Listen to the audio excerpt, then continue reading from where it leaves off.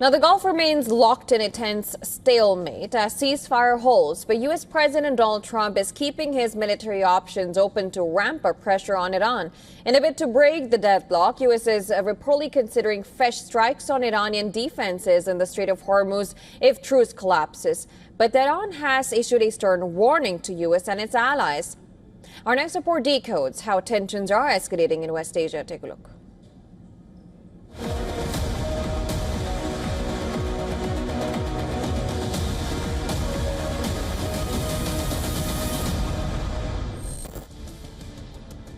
The waters of the Strait of Hormuz are turning into a flashpoint. US and Iran are vying for leverage over the crucial waterway. Washington is ramping up its military posture. A third US aircraft carrier has arrived in West Asia. This is the highest number of American carriers deployed to the region in more than 20 years. The USS George H.W. Bush is escorted by a strike group of warships. The 1,000-feet-long floating fortress, powered by 2 nuclear reactors and over 5,500 crew members, can carry more than 80 aircraft. Washington is sending a clear signal that it has the firepower to punish Iran. Trump says he wants Iran to make a wise decision quickly. US Secretary of War Pete Hegseth warns that any attempt by Iran to disrupt shipping lanes will be met with force. President Trump has authorized the United States Navy to destroy any Iranian fast boats that attempt to put mines in the water or disrupt passage through the Strait of Hormuz, to shoot and kill. Our commanders have clear rules of engagement. If Iran is putting mines in the water or otherwise threatening American commercial shipping or American forces, we will shoot to destroy. No hesitation, just like the drug boats in the Caribbean.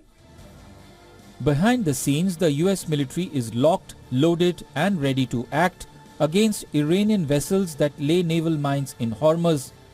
Now, it is weighing targeted strikes on Iran's naval assets around the Strait of Hormuz, southern Arabian Gulf and Gulf of Oman.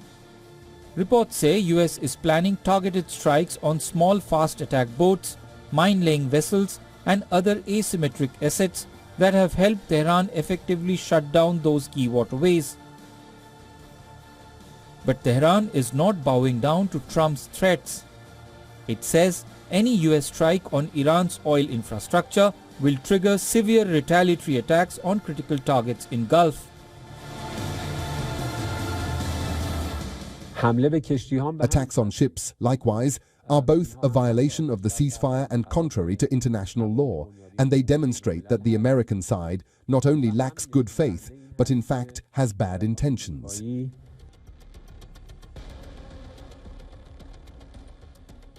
For now, US has seized 2 Iran-linked vessels. Tehran, on the other hand, has captured 2 vessels in the strategic waterway. US President Donald Trump says he is in no rush to sign the peace deal as Iran refuses to budge on its stance.